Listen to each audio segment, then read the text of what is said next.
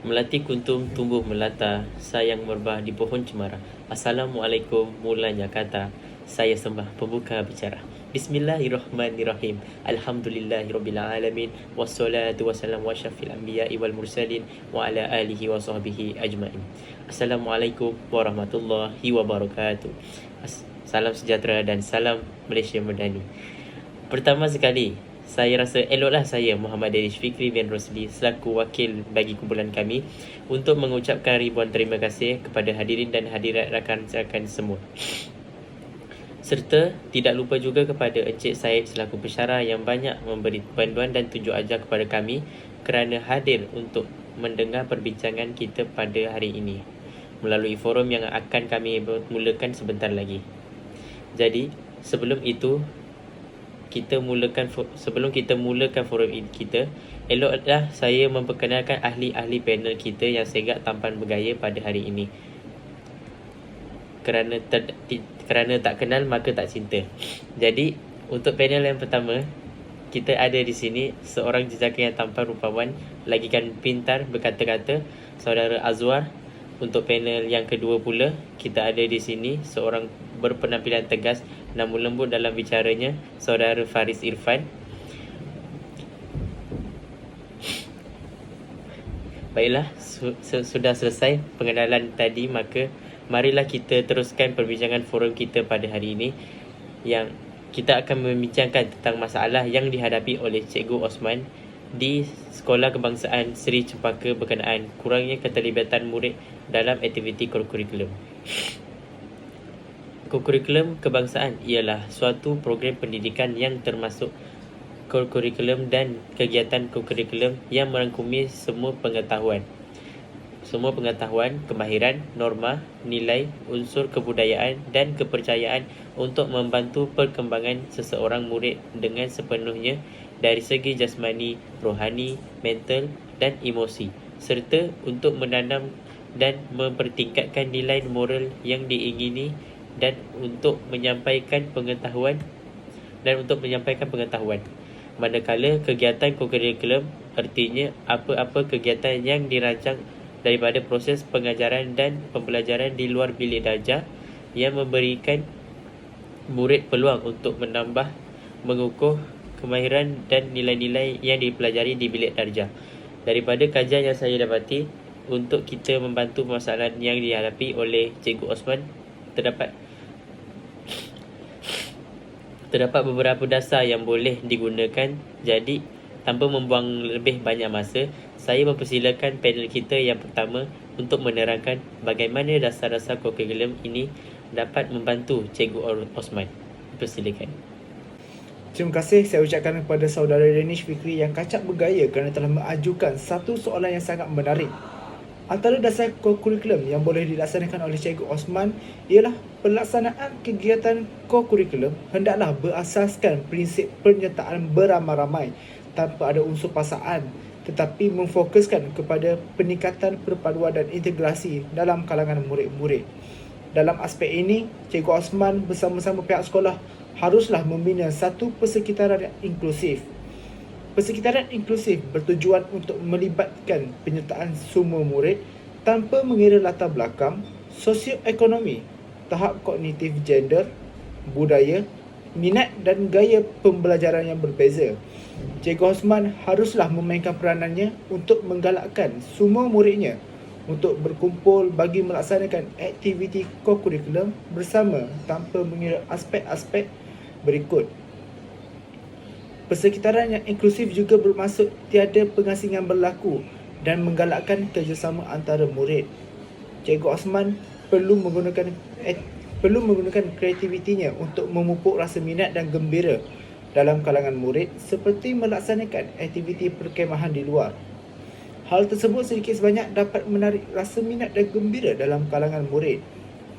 Sementara itu, kegiatan kurikulum hendaklah bersifat merentas disiplin, bersepadu dan tidak bersifat eksklusif. Selain itu, Cikgu Osman perlu memvariasikan pilihan aktiviti kurikulum. Hal ini bermaksud Cikgu Osman perlu menyediakan pelbagai aktiviti kurikulum yang menarik dan sesuai dengan minat pelajar. Pelibatan pelajar juga tidak terhad, iaitu terpaksa kepada aktiviti tertentu seperti yang ditetapkan oleh pihak sekolah. Dalam masa yang sama, pelajar akan lebih teruja untuk meneroka dan memiliki pengalaman baru yang dapat meningkatkan pengetahuan mereka. Variasi aktiviti kokurikulum yang dilakukan oleh Cikgu Osman sedikit sebanyak dapat meningkatkan penyertaan pelajar. Antara variasi pilihan aktiviti kokurikulum termasuklah menawarkan aktiviti kursus pertolongan cemas, cara ikatan pengangkap, pertandingan catur dan sebagainya. Di samping itu, Cikgu Osman juga perlu mewajibkan pelibatan semua murid. Pelibatan semua murid bertujuan untuk memberi peluang kepada murid untuk mengembangkan keterampilan diri mereka dari aspek kepimpinan, komunikasi, teknologi, sosial dan juga emosi. Bagi aspek ini, Cikgu Osman perlu memastikan setiap aktiviti dianggotai oleh semua murid yang berbilang kaum tanpa ada yang terkecuali. Hal ini sangat penting bagi mewujudkan semangat perpaduan antara kaum di sekolah Cikgu Osman. Tujuan utama dasar pelaksanaan kokurikulum ini ialah untuk memupuk rasa minat, memupuk rasa kebersamaan dan keterbukaan dalam kalangan murid walaupun berasal dari latar belakang yang berbeza. Antara contoh aktiviti yang boleh dilakukan ialah perbincangan aktiviti, program keagamaan seperti perayaan, program sukarelawan dan lain-lain. Tujuan lain adalah untuk meningkatkan interaksi melalui aktiviti yang diadakan kerana setiap keberhasilan sesuatu aktiviti memerlukan komunikasi dan kerjasama. Melalui aktiviti ini, murid akan saling belajar dan menghargai perbezaan seperti budaya, gaya hidup, pendapat untuk mencapai tujuan bersama. Itu adalah sedikit sebanyak yang dapat saya kongsikan. Dan saya kembali semula kepada moderator kita iaitu saudara Danish.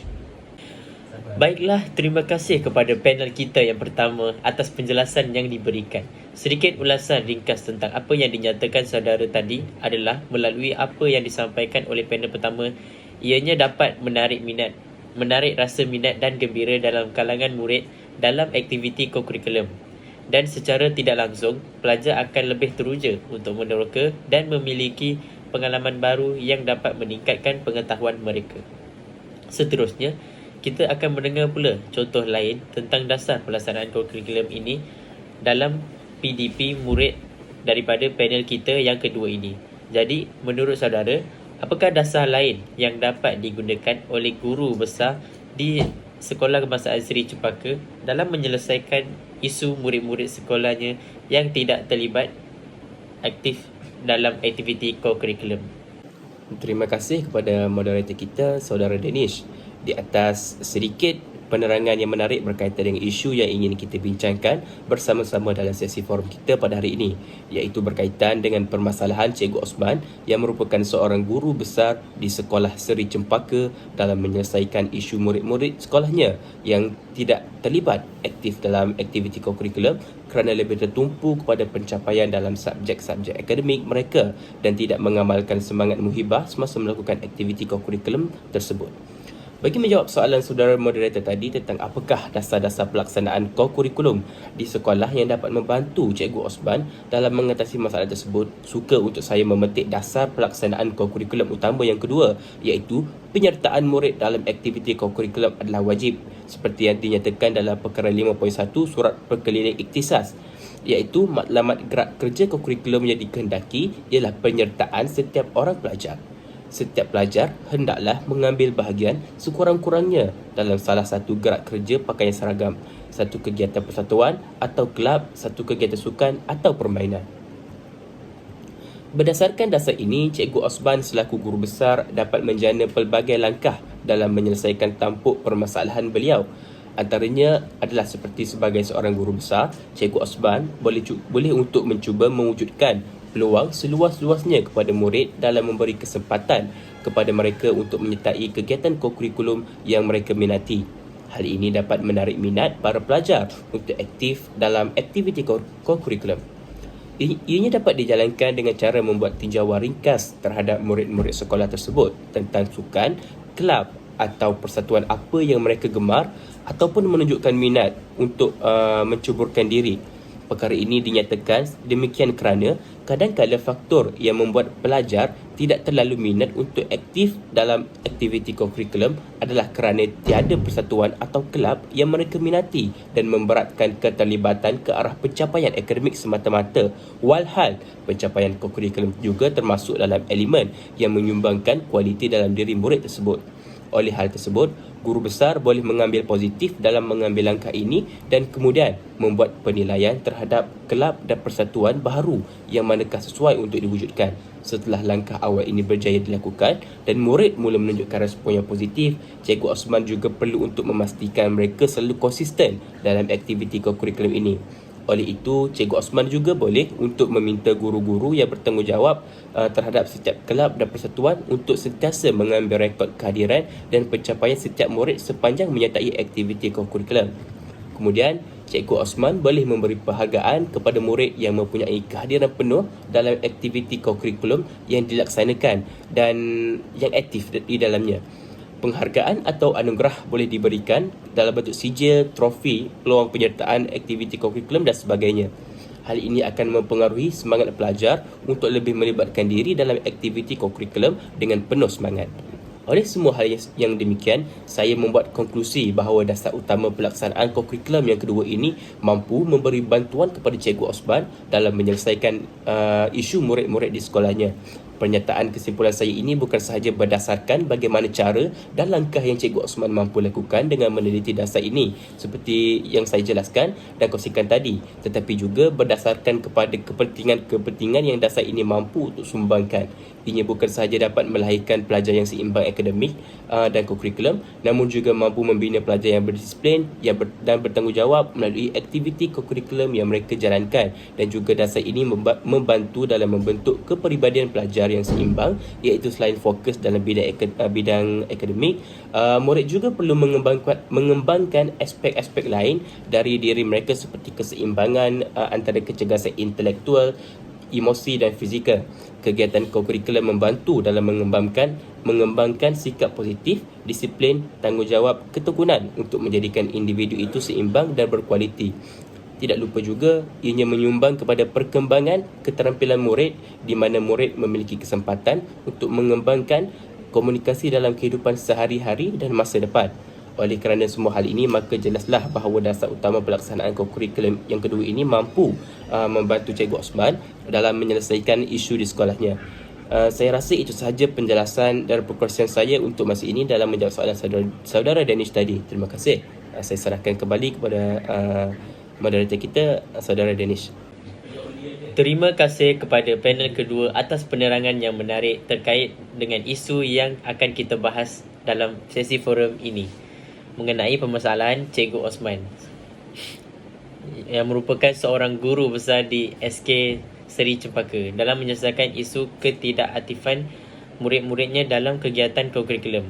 Saya setuju dengan poin anda berkaitan dengan memberikan penghargaan kepada murid-murid yang menyertai aktiviti kokurikulum seperti trofi dan sebagainya. Hal ini tentu sekali dapat menarik minat murid-murid untuk turut menyertai aktiviti kokurikulum dengan lebih bersemangat. Terima kasih sekali lagi atas penjelasan dan pemikiran anda yang bermanfaat dalam menjawab pertanyaan itu tadi. Dan seterusnya, kita dengar pula dasar selanjutnya oleh saudara Faris mengenai permasalahan yang dihadapi oleh Cikgu Osman. Dipersilakan. Sekali lagi saya ucapkan kepada saudara Danish Fikri. Kali ini saya mahu petik dasar sokongan yang ada dalam dasar kokurikulum, iaitu sekolah-sekolah khususnya yang kurang kemudahan untuk gerak kerja. Kokurikulum ini hendaklah menggalakkan pelajar-pelajarnya untuk mengambil bahagian dalam membuat kerja-kerja amal untuk masyarakat setempat, bergotong royong, memperbaiki kawasan sekolah, gerak-gerak kerja yang menekankan perpaduan kaum, ketatanegaraan, moral dan sebagainya yang sesuai bagi pendidikan menyeluruh dan pembentukan kepribadian menurut perkara 5.3 Surat Perkeliling Ikhtisas. Antara strategi yang boleh dilakukan oleh Cikgu Osman ialah dengan meningkatkan kesedaran murid mengenai pendidikan nilai-nilai sosial. Contohnya ialah kepentingan nilai sosial seperti gotong royong, tolong-menolong melalui ceramah. Selain itu, Cikgu Osman boleh menganjurkan Hari Alam Sekitar. Cikgu Osman boleh mengadakan hari kebersihan pada setiap bulan bagi menggalakkan dan membiasakan diri murid untuk melakukan kerja-kerja amal. Hal ini akan menyebabkan berlakunya kerjasama antara mereka, terutamanya murid pelbagai kaum ini, sekaligus dapat mendapatkan hubungan sesama mereka. Di samping itu, Cikgu Osman perlu memanfaatkan penggunaan ruang sedia ada. Situasi ini berlaku kerana masalah kewangan yang dihadapi. Jika ada keterbatasan tempat, guru boleh memanfaatkan halaman sekolah atau kelas untuk melakukan aktiviti ringan seperti senaman. Hal ini sangat penting bagi memastikan aktiviti co-curriculum masih dapat dilakukan. Seterusnya ialah penlibatan semua murid. Cikgu Osman boleh melibatkan semua murid daripada semua kaum dalam semua aktiviti co-curriculum yang sesuai untuk tujuan perpaduan. Lain daripada itu, Cikgu Osman boleh melibatkan semua murid dan pihak sekolah dalam aktiviti khidmat masyarakat. Pelajar dan guru dapat bekerjasama dengan agensi tempatan, badan amal atau pihak berkuasa tempatan tentang isu dalam komuniti. Bekerjasama dalam melakukan aktiviti seperti lawatan ke rumah orang tua, bersihkan surau, rumah, sekolah dan sebagainya. Tambahan pula, perancangan aktiviti Cikgu Osman boleh mewujudkan kumpulan atau jabatan kuasa yang terdiri daripada pelajar dari pelbagai peringkat. Hal ini akan memberikan mereka peluang untuk mencadangkan idea dan merancang pelaksanaan aktiviti yang sesuai dengan keperluan komuniti. Saya serahkan semula kepada moderator kita, Saudara Danish. Penjelasan yang sangat bagus daripada panel kita yang pertama. Seperti yang dikatakan oleh saudara panel kita tadi, dasar ini mampu untuk meningkatkan kesedaran murid mengenai pendidikan nilai-nilai sosial, iaitu dengan mengadakan pelbagai aktiviti sosial antara murid, sebagai contohnya aktiviti hari kebersihan. Dengan ini juga aktiviti itu akan dijadikan tabiat mereka dan tidak berlaku hanya di sekolah, malah di rumah juga. Jadi untuk terakhir, kita juga akan kembali semula ke panel kita yang kedua, iaitu saudara Azwar. Jadi, apakah lagi dasar lain yang dapat menjadikan murid-murid di sekolah SK Seri Cempaka untuk lebih aktif dalam aktiviti core curriculum? Terima kasih sekali lagi kepada saudara Danish di atas soalan yang diajukan. Baiklah, masih lagi di isu yang sama, iaitu Cikgu Osman sebagai guru besar ingin menyelesaikan masalah murid-murid sekolahnya yang kurang aktif dalam aktiviti co-curriculum berbanding aktiviti akademik. Untuk menjawab soalan saudara Danish, saya akan menjelaskan dan berkongsi satu lagi dasar pelaksanaan co-curriculum yang menurut saya mampu membantu Cikgu Osman dalam menyelesaikan masalah murid di sekolah beliau. Dasar lain tersebut adalah dasar utama pelaksanaan co-curriculum yang keempat, iaitu pelaksanaan kegiatan co-curriculum seperti yang tertulis dalam Peraturan 2 dalam Peraturan Pendidikan Kurikulum Kebangsaan tahun 1997 yang dinyatakan bahawa kegiatan co-curriculum yang dilaksanakan di sekolah hendaklah merupakan apa-apa kegiatan yang dirancang lanjutan daripada proses pengajaran dan pembelajaran dalam bilik darjah yang memberikan murid-murid peluang untuk menambah, mengukuh dan mengamalkan pengetahuan, kemahiran dan nilai-nilai yang dipelajari di dalam bilik darjah. Ianya bermaksud setiap kegiatan co-curriculum yang dilakukan hendaklah dirancang dengan maksud yang mempunyai matlamat, objektif, kaedah pelaksanaan dan co-curriculum kegiatan serta skema penilaian yang pragmatis dan progresif.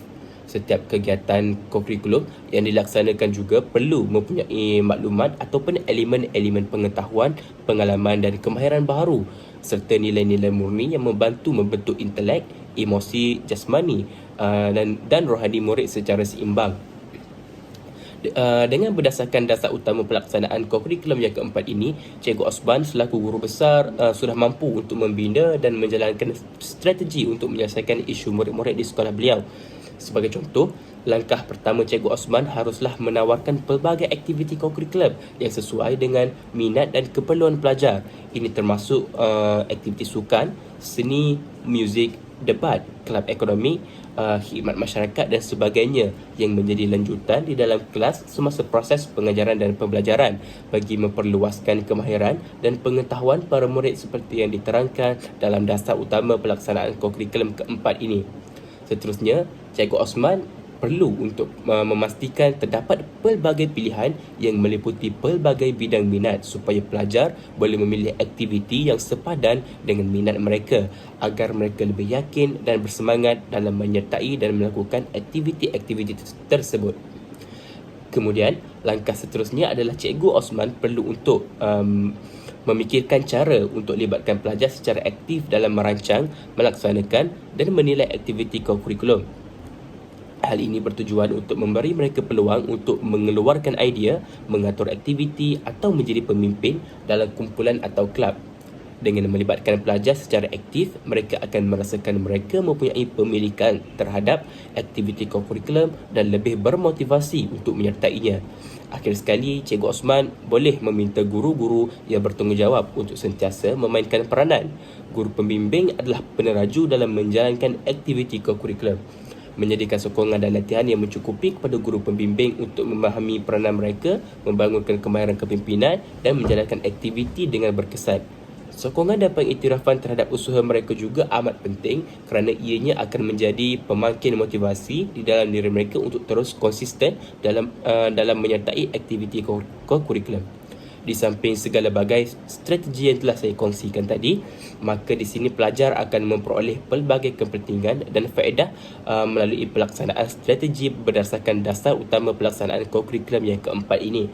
Antaranya adalah seperti murid-murid dapat mempelajari teknik, kemahiran, pengetahuan, pengalaman yang baru daripada pelbagai aktiviti kurikulum yang mereka sertai. Sebagai contohnya, semasa menyertai aktiviti kelab seperti bermain bola sepak, murid-murid akan dapat mempelajari strategi, teknik dan kemahiran baru dalam sukan bola sepak yang lebih berkesan untuk menewaskan pihak lawan apabila mereka berada di dalam perlawanan. Selain itu, contoh lain juga seperti apabila para murid menyertai persatuan pengakap, contohnya dalam perkemahan, mereka turut dapat mempelajari pelbagai kemahiran seperti bertahan hidup, memasak, pengetahuan tentang alam sekitar dan sebagainya yang mereka dapat terus alami di samping hanya mendengarnya di dalam bilik darjah. Kepentingan lain pelaksanaan ini juga adalah seperti kurikulum membantu para murid dalam pembentukan sasiah mereka. Melalui penyertaan dalam aktiviti kurikulum, pelajar boleh belajar tentang kerja berpasukan, kepimpinan, tanggungjawab, disiplin, etika dan nilai positif yang lain. Ia membantu dalam pembentukan sasiah yang seimbang dan membantu pelajar menjadi individu yang lebih baik dan meningkatkan kualiti hidup mereka. Jadi menurut semua penyertaan yang telah saya kongsikan dan jelaskan tadi, maka jelaslah bahawa dasar utama pelaksanaan kurikulum yang keempat ini juga turut dapat membantu Cikgu Osman selaku guru besar dalam menyelesaikan isu murid-murid sekolahnya yang kurang aktif dalam bidang kurikulum. Saya rasa itu sahaja yang mampu saya jawab bagi soalan saudara Danish tadi buat masa sekarang, dan saya serahkan kembali pengendalian majlis forum ini kepada saudara Danish. Sekian, terima kasih. Terima kasih Azwar. Jadi begitulah pendapat tajam yang dikongsikan oleh ahli panel kita hari ini tentang dasar yang boleh membantu guru besar di SK Seri Cepaka untuk menjadikan murid-muridnya lebih aktif bukan sahaja dalam akademik tetapi dalam aktiviti kurikulum di sekolah juga. Saya juga ingin menambah lagi satu dasar yang boleh membantu Cikgu Osman untuk mengaktifkan muridnya dalam aktiviti kurikulum, iaitu dengan mengadakan program lawatan pendidikan murid sewaktu persekolahan secara terancang serta menggalakkan penglibatan ibu bapa yang berminat untuk menyertai lawatan-lawatan tersebut. Program lawatan pendidikan semasa waktu persekolahan boleh memberi banyak faedah. Pertama, lawatan sebegini meluaskan ufuk dan pengetahuan pelajar dengan memberikan pengalaman langsung di luar persekitaran sekolah. Ini boleh membantu mereka memahami konsep yang dipelajari dalam konteks sebenar, memperkaya pemahaman mereka tentang pelbagai topik dan mendorong mereka untuk belajar lebih lanjut. Selain itu, dengan menggalakkan penglibatan ibu bapa yang berminat dengan lawatan ini, pihak sekolah turut membina jalinan kerjasama yang erat antara guru, pelajar dan ibu bapa.